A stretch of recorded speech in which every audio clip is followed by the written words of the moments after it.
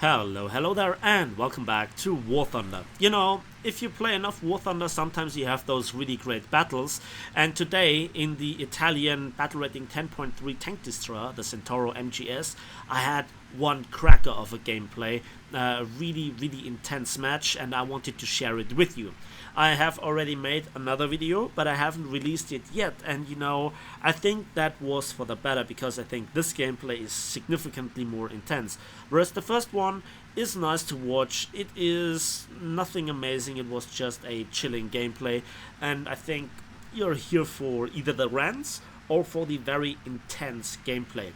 Centauro MGS, well, what is this tank? Well, actually, I think it will be explained in a separate tank review, but let's get over the basics. 8-wheeled armored car, if you will, 110 kilometers per hour top speed, horsepower to ton ratio just under 21, and well, one of the most powerful guns, if not outright the best gun in the game, the 120mm Otto Melara 120-45. Very similar to the Ariete PSO's Otto Breda 120-44, and yes, there is a difference. They have all the same shells, but the Centauro MGS has a second better reload, going down to 5 seconds, and it's not an autoloader, so it depends on your crew skills, including fully trained crew with an ace crew qualification. And you know, what kind of shells are we talking about? Well, the first one is, believe it or not, the stock APFSDS is the DM33, which is the upgraded shells on some of the best main battle tanks you'll find in the game at this moment, Leopard 2A5 and the STRV 122. And then as the tier 4 upgrade modification, we have the CL3143 APFSDS with 1705 meters per second mass velocity, 625 millimeters of raw penetration, and 361 millimeters of penetration at 60 degrees angles of attack. This goes like a hot knife through butter on everything, except some very weird angles versus extremely stupidly thick armor, but against, you know, anything else, it goes like a hot knife through butter. Let me demonstrate this with a very weird shot. So here I scouted a tank, he gets damaged, and then I only have the roof, and that's enough. And yeah, that was the gunner. Now, is this possible with any other APFSDS? Maybe, maybe not. And, you know, it really depends what kind of pixel you hit sometimes at top tier. It's really weird. But if it is possible, it is doable with this shell. Again, heat shells very often has higher penetration values, but there is era protection. There is also the composite armor that has versus heat warheads very often better armor protection values. And now I am in the desired location. This is a very aggressive location where enemies don't expect me. And this is now showing in practice what I often mean. I'm about to kill this guy, but then hello there. And I killed this one because if I would have killed the guy behind him, he might have seen the shot. And he definitely would have hurt him. Customer number 3. And this is customer number 4. Very quick triple kill. In such quick succession, it is beautiful. I don't even have the ace, not even the expert qualification. This is the stock perfectly trained crew on it, and this was already the ace. This is what I'm talking about when it comes to big maps, when it comes to situational awareness, when it comes to really great positions. This is map knowledge. This is what I'm talking about when I say that this shows skill, that enemies don't expect you there. And you can't really say that I got here really fast because of all the mud, you know, wheeled vehicles, etc. Now, I think that this is the most powerful ammunition in the game. Let's just check, because the Leclerc's OFL 120F1 tier 4 upgrade has a mass velocity of 1790 meters per second, 575 millimeters of penetration, and at 60 degrees angles of attack, 332 millimeters. So yeah, this shell is the fastest. And hello there, and yeah, we take out the gunner. Then we still aim its position. Let's just make sure that he is unable to kill me, because he's right at the edge of the ridgeline. So if I whiff the shot now here at the gunner, I would have been in a serious situation. But this is already another kill. TATU, side shot, easy. The last shot aimed at the gunner killed the gunner, but then was also an ammunition blower. Yeah, there we demonstrate the heavy machine gun on top of this tank, killing the crew for the 7th kill. So far, so good. That was already intense so far, and now it is really important to hold this position. I have perfect cover. I can scout targets. Enemies that want to charge me have to deal either with my team, or I hear or see them coming and I can prepare. And you know, again, it is very difficult to get into this position, to hold it and to make it work and not get killed in the process. But when it works, it's such a sweet feeling, you know, when skill overcomes rattlesnake reaction times. Those rattlesnakes also have to be on crack to beat my reactions. It also depends on the ping, etc. But anyways, so here we are. And I just mark here and scout here tanks left, right and center.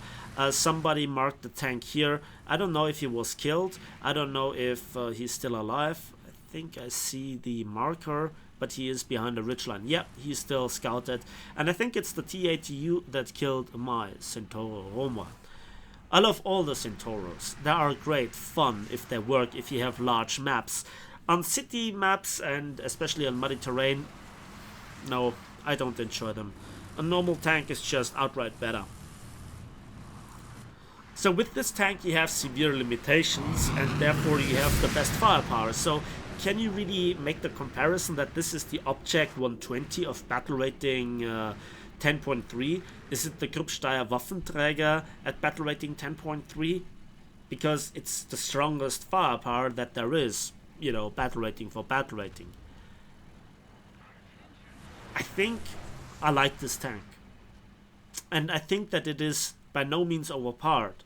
I think if there is an overpowered tank, you could say that it would be the other Italian main battle tank, the Aviette PSO, because it has armor, because it has tracks, and it has effectively the same gun. Yes, 1 second longer reload, but it is more versatile. And it also has better gun handling, you know, faster turret traverse, better gun depression, got a better gun elevation.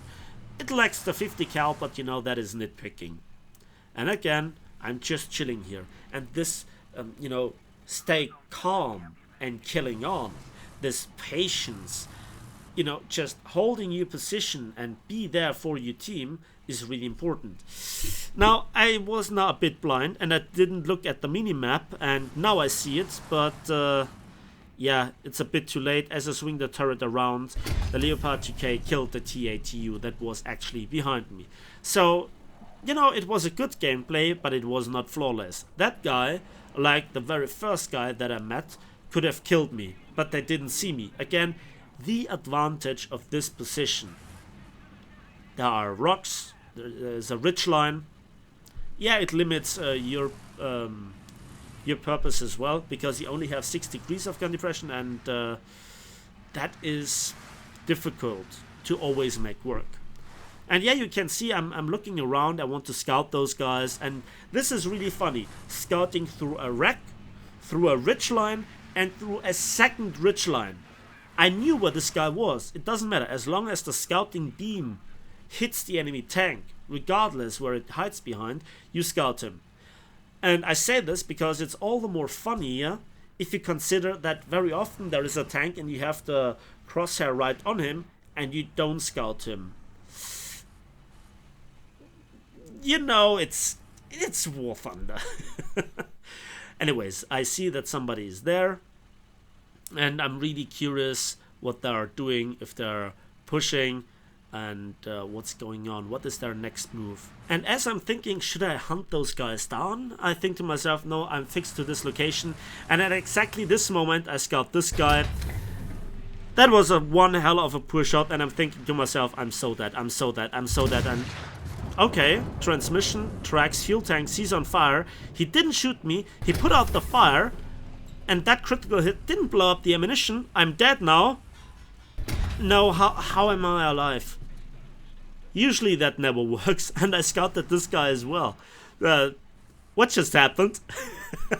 You know, Is this 1 in a million games? Not just 1 in 100 or 1 in 1,000? And I hear the gas turbine and I think, oh, now it's all over. Oh, but what? He didn't shoot the back of my turret where the ready rack is. I reverse and... Ooh. Seems like he didn't have the gun elevation. Holy god damn it. That was intense. Okay, match is already over. 9 kills. I scout him again. Is he coming out? Does he want to make a play? Oh, there he is. Damn you, Bush. I missed the shot and I have like 6 seconds reload because this is not even an expert crew. He comes out. Yes! Double ace. 10 kills. Can I survive it? Yes! Yes! Perfect game. Survivor, heavy metal hero, 10 clean kills. Because I was, fighting aside from the battlefield, no cap, and also surprisingly, despite 13 scoutings, no kill assists. So I have a mere 76,000 civil lines and 8,150 RP. So you can calculate yourself what you can get on a premium account with this Tech Tree tank per kill. 7,600 civil lines and 815 RP. Interesting. But again, the rewards made over a quarter of the overall civil line income. And I was only 2nd place. Yeah. Damn it. Anyways, beautiful game. I will probably make a tank review on this tank because there are so many crazy aspects and so many great shots that I achieved with this thing. Yeah, I will probably make a tank review on it. Let me know if this is actually desirable from your standpoint, if you want a single great gameplay with commentary and then a tank review on those tanks, or if you just want either one of those but not 2 videos. Let me know in the comment section down below. Anyways, I hope you enjoyed this video. Please give it a like with it, subscribe if you want to see more, and we'll see each other on the ways, in the skies, and on the battlefields of War Thunder.